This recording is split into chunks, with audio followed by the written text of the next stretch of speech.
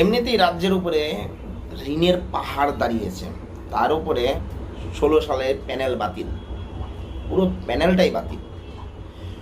কত যে শিক্ষক বেকার হয়ে, যারা আমাদের পূর্বপুরুষকে ভবিষ্যৎ দেখাবে, তারা এখন নিজেরাই অন্ধকারে পড়ে আছে। রাজ্যে ডিএ দেওয়ার মতো ক্ষমতা নেই, কিন্তু ওই বাইরে থেকে পরিযায়ী শ্রমিক যারা আছে, যাদেরকে ওই দিল্লি, বোম্বে, গুজরাট, হায়দ্রাবাদ, আহমেদাবাদ, মানে পশ্চিমবঙ্গ বাদ দিয়ে যে কটা রাজ্য আছে সব কটা দিয়ে লাথি মেরে মেরে পাঠিয়ে দিচ্ছে।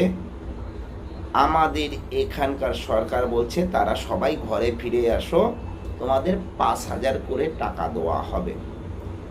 অ্যাকচুয়ালি বিষয় ওটা নয়, বিষয়টা হয়েছে কি, ভোট দিয়ে, টাকা দিয়ে ভোট কেনা, যে তোমরা বাড়ি আসো, আমার টাকায় খাওয়া দাও, আমাকেই ভোটটা দিও।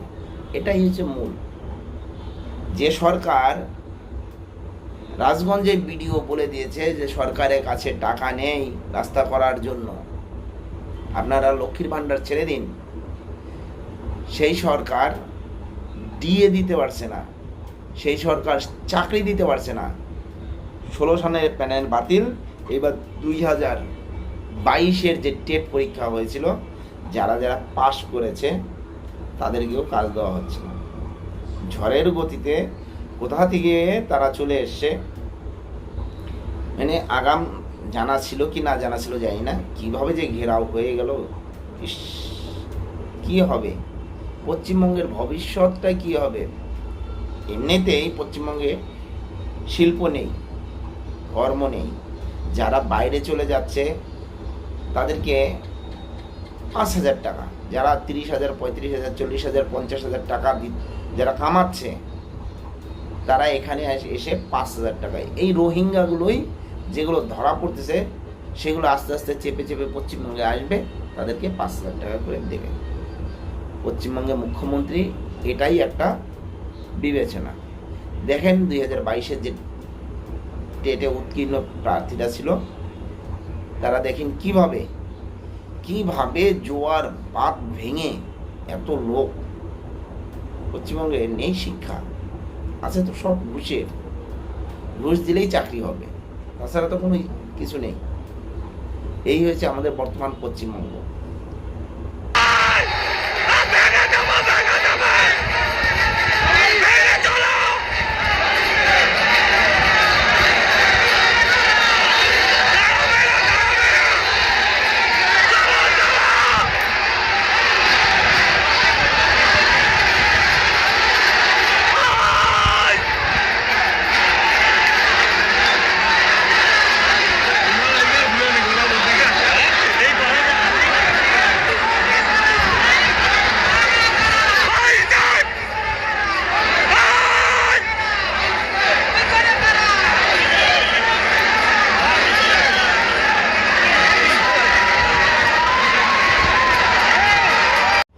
তবে আমাদের পশ্চিমবঙ্গের রাজ্য সরকার চারদিক থেকে ঘেরা পড়ে গেছে।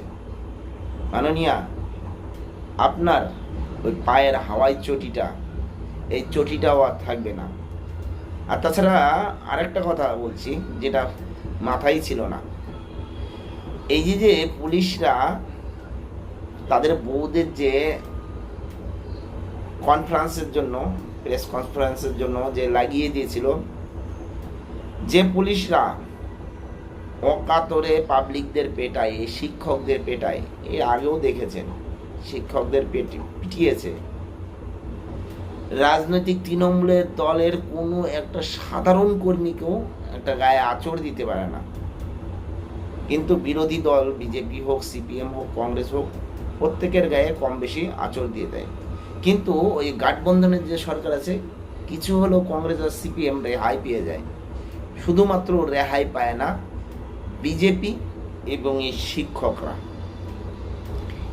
এই শিক্ষকদের যখন পেটাচ্ছিল, তখন আপনারা কি ঘুমিয়েছিলেন? আপনারা কি তখন বলেননি? আপনারা কি দেখেননি? আপনাদের কি মান সম্মানে লাগেনি যাদেরকে পেটাচ্ছিলেন তাদের কি বাড়িতে বউ বাচ্চা মা মা মা বোন নেই? তারা যে প্রকাশ্যে এরকমভাবে মার খেলো, কীভাবে মানে কীভাবে যে মেরেছে সেটা দেখলেও নিজেকে আটকে ওঠার মতো। তখন আপনাদের কি প্রতিবাদ করার কোনো জায়গা ছিল না? আপনারা তখন তো একটা প্রতিবাদ করেননি। আর যখন পুলিশকে কেউ গালাগালি দিচ্ছে, চটিচাটা বলছে, তখন আপনারা প্রেস কনফারেন্স করতে চলে আসেন না? শুভেন্দু অধিকারী যাকে একটা গালাগালি দিয়েছে, সে কি খুব ভালো কাজ করেছে? আজকে প্রেস কনফারেন্স করার জন্য চলে এসেছেন। যাই হোক, এই যে ঘটনাগুলো ঘটছে, আমাদের পশ্চিমবঙ্গের রাজ্য সরকার চারদিক থেকে ঘিরে আসছে। সময় খুব কম, তবে আর 7 থেকে 7টা মাস আছে ভোটের। এর মধ্যেই স্যাট প্রক্রিয়া চালু হয়ে যাচ্ছে।